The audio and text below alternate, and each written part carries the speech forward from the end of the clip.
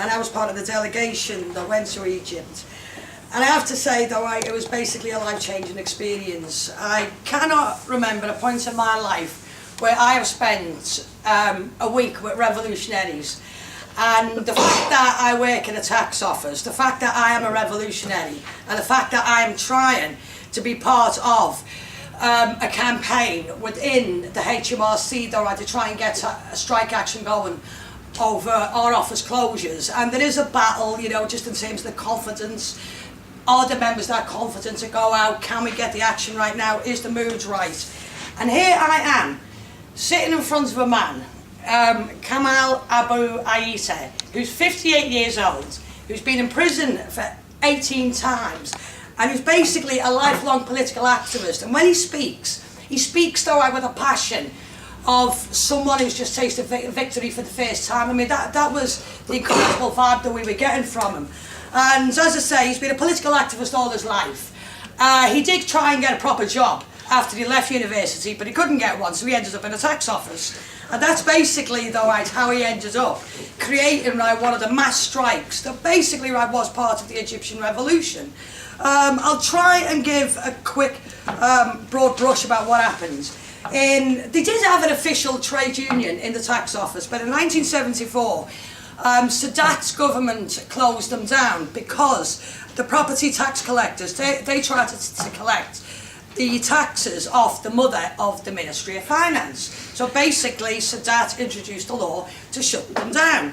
So instead of them being employed by central government, they ended up being employed by the councils. So over the next 25 years, because they became employees of the local councils, their wages went down, their terms and conditions went down, and these were a hated group of workers because they weren't collecting taxes off the rich, they were collecting taxes off the poor. I.e., though, when you're a property tax collector in Egypt, you go round to people's houses, you collect the money in cash, you therefore are going to get beaten up or you're going to get attacked. And it was the same thing that was happening when they were trying to collect the taxes off peasants. So you got a very oppressed bunch of workers. So basically in 2006, the government decided that they were going to take away one means of payment that the tax workers got. And Kamal, he had set up this independent trade union informally. He was the president. He had basically lost his position because Mubarak had then closed down that union. In 2007, they got this payment taken off him. So Mubarak, now a grassroots activist, he decides he doesn't like this. He contacts some of his friends in the provinces. He says, come on, we're low paid as it is. We cannot afford to lose any more pay.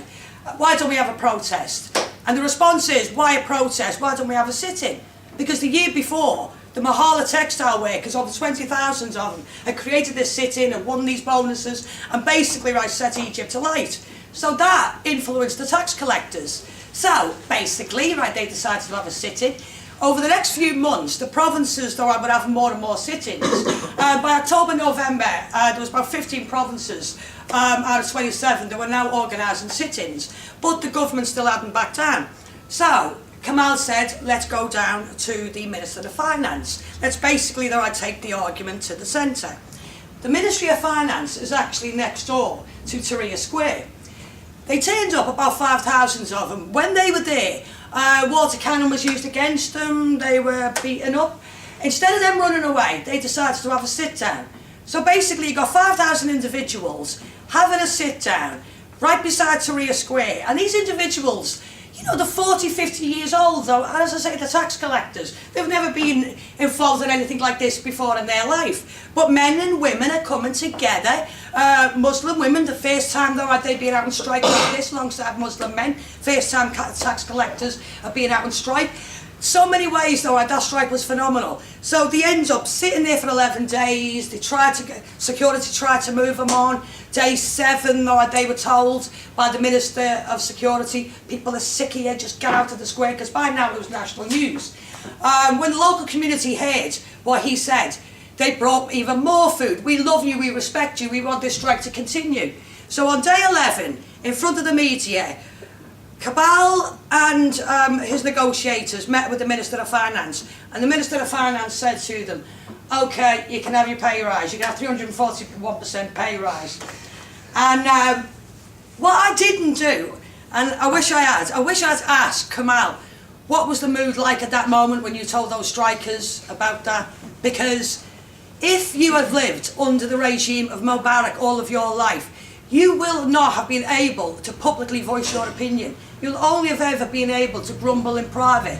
And the liberating feeling that that must have been, to basically, within that short period, to win that money, but basically you had to take on and defeat one of the most repressive dictators in the world. I just cannot imagine what that must have been like at that time.